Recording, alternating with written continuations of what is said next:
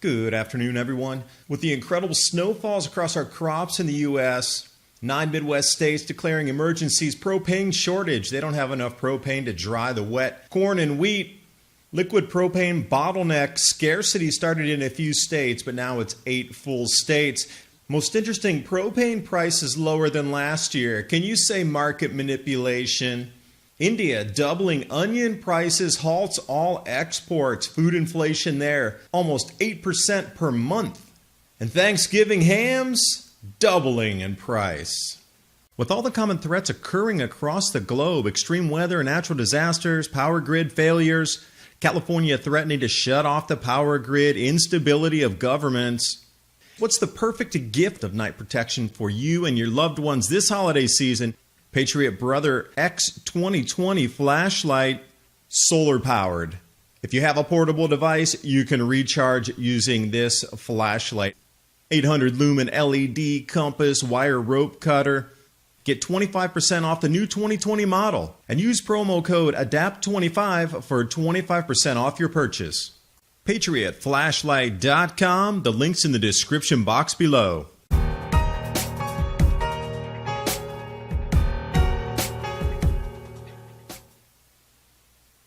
Now, with the record Arctic blast, the third in the autumn, this time stretching to the Gulf of Mexico, dumping record snow, freezing the Midwest grow belts through Canada as well. Well, this is a really wet harvest, and there's a lot of moisture in the corn itself, in the wheat. So they need propane to dry all of this. But suddenly, 9 Midwest states have declared emergencies because of regional propane shortages.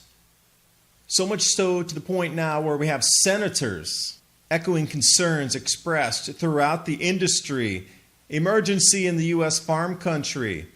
We need to dry the crops. Now, originally it started as a propane scarcity in supply in Iowa, Minnesota, and Wisconsin.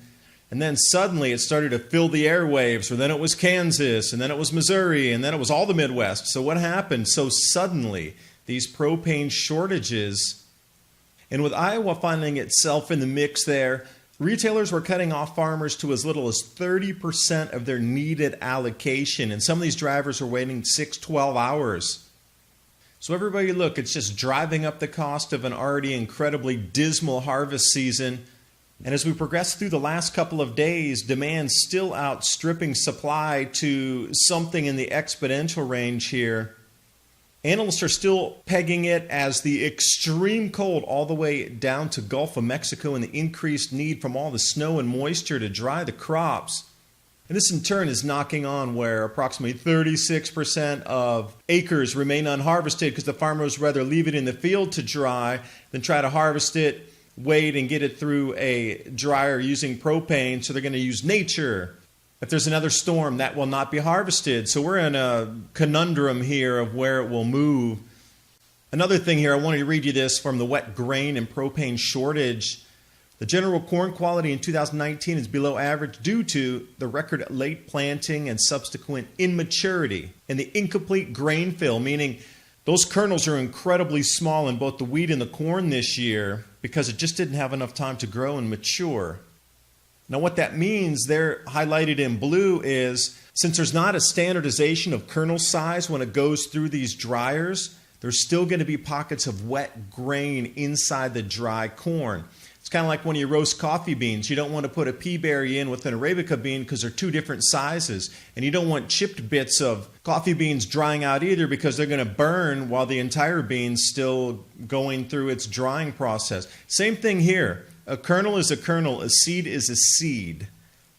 And non-even drying, maybe some of the experts out there can tell me, because I don't know what happens when you still stick wet corn inside a bin or a silo. You know, we know about ergot in the rye, but then what happens with corn? And another dropped me on the floor reading this. Grain dryers wait. This is in North Dakota. The corn harvest is stalled for the lack of propane to dry crops. Retailers said there were 10 semi-loads behind, and priority will be given to hospitals, churches, schools, businesses, and residences. And if any propane's left, it'll be given to the farmers for crop drying. Thanks for putting the priorities in order. So I guess food is the least important out of everything in our lives. Huh, really? I wonder if food shortages will shock our societies. But no, go ahead and give it to residences first. So how prepared are you for food shortages? Are you storing some of your own food? And here's the thing that kicks me too is propane prices are lower than last year.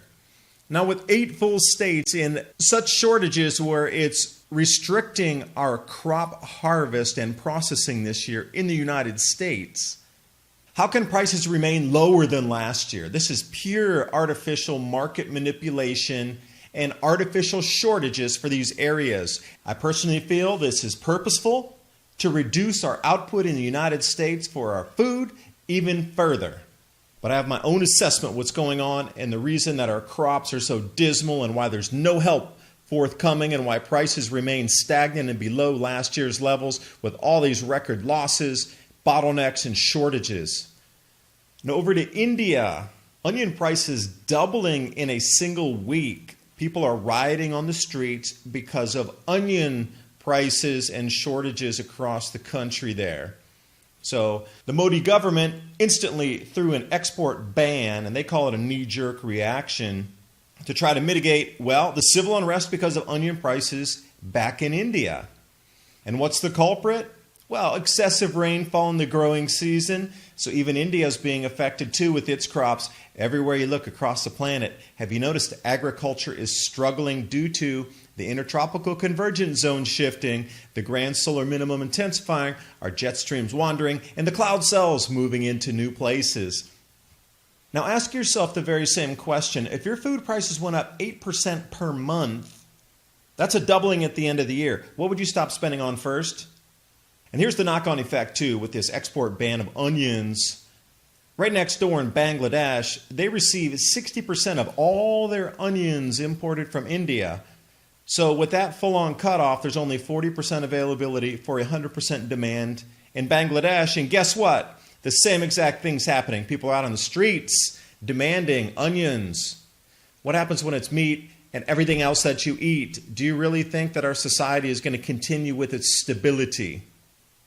And bringing you back to the United States here, wholesale ham almost doubling in price. Happy Thanksgiving. That is an amazing feast. Enjoy your holidays. Enjoy your Thanksgiving. Enjoy every morsel. Be so grateful. Pop another bottle of wine and just enjoy this bounty that we have right now. Because you see these signs around us that food's going to get more expensive. And I encourage you this holiday to eat and eat again and drink more and enjoy as much as you can and fill your bellies to the full of almost the breaking, exploding point. Enjoy every morsel.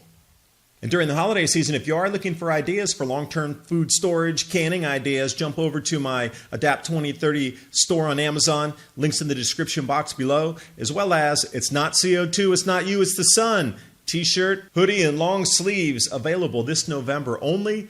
Thanks for watching. Hope you got something out of the video, and I will see you next time.